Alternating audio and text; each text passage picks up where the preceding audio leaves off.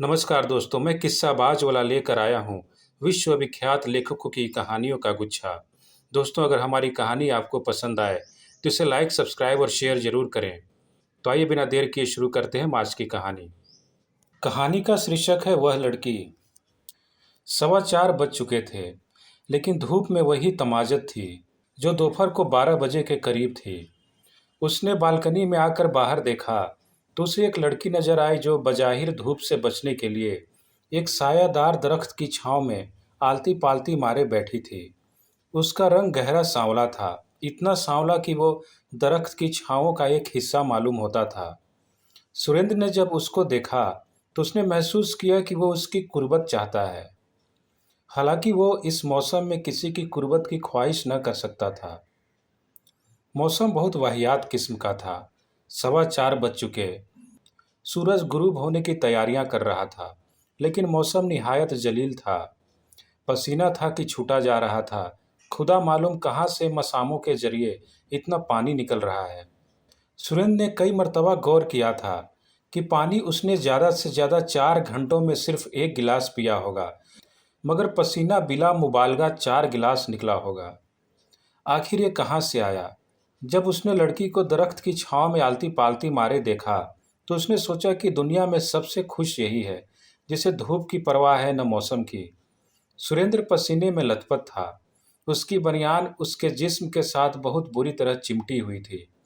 वो कुछ इस तरह महसूस कर रहा था जैसे उसके बदन पर किसी ने मोबिल ऑयल मिला दिया है। लेकिन इसके बावजूद जब उसने दरख्त की छांव में बैठी हुई लड़की को देखा, तो उसके जिस्म में यह ख्वाहिश पैदा हुई कि वो उसके पसीने के साथ घुल मिल जाए, उसके मसामों के अंदर दाखिल हो जाए।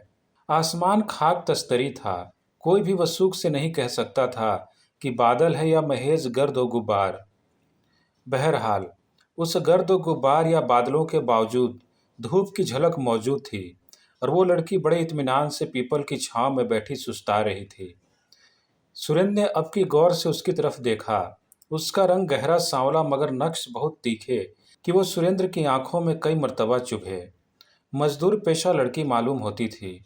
यह भी मुमकिन था कि भिखारिन हो, लेकिन सुरेंद्र उसके मुतल्लिक कोई फैसला नहीं कर सका था। असल में ये वो फैसला कर रहा था कि आया उस लड़की को इशारा करना चाहिए या नहीं। घर में वो बिल्कुल अकेला था। उसकी बहन मरी में थी, माँ भी उसके साथ थी। बाप मर चुका था, एक भाई उससे छोटा, वो बोर्डिंग में रहता था। सुरेंद्र की उम्र 27-28 साल के करीब थी। उससे कब्ल वो अपनी 2 अधेड़ उम्र की नौकरानियों से 3 मर्तबा सिलसिला लड़ा चुका था। मालूम नहीं क्यों, लेकिन मौसम की खराबी के बावजूद सुरेंद्र के दिल में यह ख्वाहिश हो रही थी कि वो पीपल की छांव में बैठी हुई लड़की के पास जाए या उसे ऊपर से ही इशारे करे ताकि वो उसके पास आ जाए और वो दोनों एक दूसरे के पसीने में गोता लगाएं। सुरेंद्र ने बालकनी के कटहरे के पास खड़े होकर जोर से खंकारा, मगर लड़की मुतवज्जे न हुई। सुरेंद्र ने जब कई मर्तबा ऐसा किया और कोई नतीजा बरामद न हुआ तो उसने आवाज़ दी, अरे भाई, जरा इधर देखो। मगर लड़की ने फिर भी उसकी तरफ न देखा। वो अपनी पिंडली खुजलाती रही। सुरेंद्र को बहुत उलझन हुई। अगर लड़की की बजाय कोई कुत्ता होता तो वह यकीनन उसकी आवाज़ सुनकर उसकी तरफ देखता। अगर उससे ये उसकी ये आवाज़ नापसंद होती तो भौंकता, मगर उस लड़की ने जैसे उसकी आवाज़ सुनी ही नहीं थी। अगर सुनी थी तो अनसुनी कर दी थी। सुरेंद्र दिल ही दिल में बहुत खफीफ हो रहा था। उसने एक बार बुलंद आवाज़ में उस लड़की को पुकारा, ए लड़की।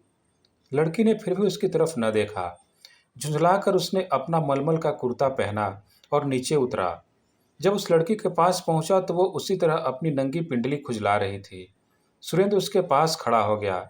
लड़की ने एक नज़र उसकी तरफ देखा और सलवार नीची करके अपनी पिंडली ढांप ली। सुरेंद्र ने उससे पूछा, तुम यहाँ क्या कर रही हो? लड़की ने जवाब दिया, बैठी हूँ। क्यों बैठी हो?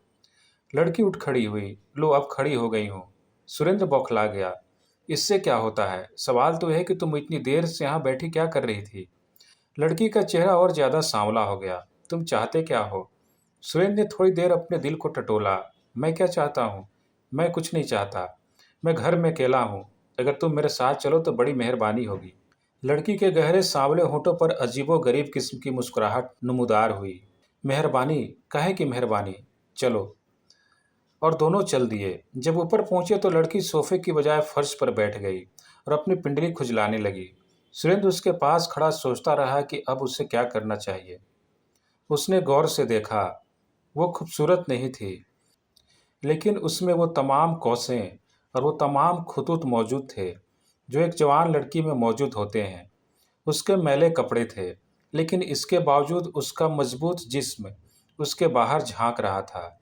सुरेंद्र ने उससे कहा, यहाँ क्यों बैठी हो? इधर सोफे पे बैठ जाओ। लड़की ने सिर्फ इतना ही कहा, नहीं। सुरेंद्र उसके पास फर्श पर बैठ गया। तुम्हारी मर्जी। लो, अब ये बताओ कि तुम कौन हो और दरख्त के नीचे तुम इतनी देर से क्यों बैठी थी? मैं कौन हूँ और दरख्त के नीचे क्यों बैठी थी, इससे तुम्हें कोई मतलब नहीं। लड़की ने यह कहकर अपनी शलवार का पाइचा नीचे कर लिया और पिंडली खुजलाना बंद कर दी। सुरेंद्र उस वक्त उस लड़की की जवानी के मुतल्लिक सोच रहा था। वो उसका और उन दोनों का अधेड़ उम्र की नौकरानियों का मुकाबला कर रहा था, जिनसे उसका 2-3 मरतबा सिलसिला हो चुका था। वो महसूस कर रहा था कि वो उस लड़की के मुकाबले में ढीली थी, जैसे बरसों की इस्तेमाल हुई साइकिलें, लेकिन इसका हर पुर्जा अपनी जगह कसा हुआ था। सुरेंद्र ने उन अधेड़ उम्र की नौकरानियों से अपनी तरफ से कोई कोशिश नहीं की थी। वो खुद उसको खींचकर अपनी कोठरियों में ले जाती थी, मगर सुरेंद्र अब महसूस करता था कि यह सिलसिला उसको अब खुद करना पड़ेगा। उसने अपने एक बाजा को तैयार किया और उसे लड़की की उम्र में हमायल कर दिया। लड़की ने एक और जोर से झटका दिया। ये क्या कर रहे हो तुम? सुरेंद्र एक बार फिर बौखला गया। मैं कुछ भी नहीं। लड़की के गहरे सांवले होठों पर एक अजीब किस्म की मुस्कुराहट नमूदार हुई। आराम से बैठे रहो। सुरेंद्र आराम से बैठ गया, मगर उसके सीने में हलचल और ज्यादा बढ़ गई। चुनांचे उसने हिम्मत से काम लेकर लड़की को पकड़कर अपने सीने के साथ भींच लिया। लड़की ने बहुत हाथ पांव मारे, मगर सुरेंद्र की गिरफ्त मजबूत थी। वो फर्श पर चित गिर पड़ी। सुरेंद्र उसके ऊपर था। उसने धड़ाधड़ उसके गहरे सांवले होंठ चूमने शुरू कर दिए। लड़की बेबस थी। सुरेंद्र का बोझ इतना था कि वह उसे उठाकर फेंक नहीं सकती थी। बवजह मजबूरी वो उसके गीले बोसे बर्दाश्त करती रही। सुरेंद्र ने समझा कि वो आराम हो गई है। चुनांचे उसने मजीद दराज दस्ती शुरू की। उसकी कमीज के अंदर हाथ डाला। वो खामोश रही। उसने हाथ पांव चलाने बंद कर दिए। ऐसा मालूम होता था कि उसने मदाफियत को अब फजूल समझा है। सुरेंद्र को अब यकीन हो गया कि मैदान उसी के हाथ रहेगा। चुनांचे उसने दराज दस्ती छोड़ दी और उससे कहा, चलो आओ, पलंग पर लेटते हैं। लड़की उठी और उसके साथ चल दी। दोनों पलंग पर लेट गए। साथ ही तिपाई पर एक तस्तरी में चंद माल्टे और एक तेज छुरी पड़ी थी। लड़की ने एक माल्टा उठाया और सुरेंद्र से पूछा, मैं खा लूं? हाँ हाँ, एक नहीं, सब खा लो। सुरेंद्र ने छुरी उठाई और माल्टा छीलने लगा, मगर लड़की ने उससे दोनों चीजें ले ली। मैं खुद छीलूंगी। उसने बड़ी नफासत से माल्टा छीला, उसके छिलके उतारे, फांकों पर से सफ़ेद सफ़ेद झिल्ली हटाई, फिर फांकें अलहदा की। एक फांक सुरेंद्र को दी, दूसरी अपने मुंह में डाली और मजा लेते हुए पूछा, तुम्हारे पास पिस्तौल है? सुरेंद्र ने जवाब दिया, हाँ, तुम्हें क्या करना है? लड़की ने गहरे सांवले होठों पर फिर वही अजीब व गरीब मुस्कुराहट नमूदार हुई। मैंने इसे ही पूछा था। तुम जानना चाहते हो आजकल हिंदू मुस्लिम फसाद हो रहे हैं? सुरेंद्र ने दूसरा माल्टा तस्तरी से उठाया। आज से हो रहे हैं? बहुत दिनों से हो रहे हैं। मैं अपने पिस्तौल से 4 मुसलमान मार चुका हूँ, बड़े खूनी किस्म के। सच? यह कहकर लड़की उठ खड़ी हुई। मुझे जरा वो पिस्तौल तो दिखाना। सुरेंद्र उठा। दूसरे कमरे में जाकर उसने अपने मेज का दराज खोला और पिस्तौल लेकर बाहर आया। ये लो, लेकिन ठहरो। और उसने पिस्तौल का सेफ्टी कैच ठीक कर दिया, क्योंकि उसमें गोलियां भरी थीं। लड़की ने पिस्तौल पकड़ा और सुरेंद्र से कहा, मैं भी आज एक मुसलमान मारूंगी। यह कहकर उसने सेफ्टी कैच को एक तरफ किया और सुरेंद्र पर पिस्तौल दाग दिया। वो फर्श पर गिर पड़ा और जान कुनी की हालत में कराहने लगा, ये तुमने क्या किया? लड़की के गहरे सांवले होठों पर मुस्कुराहट नमूदार हुई। वो 4 मुसलमान जो तुमने मारे थे, उनमें मेरा बाप भी था। धन्यवाद।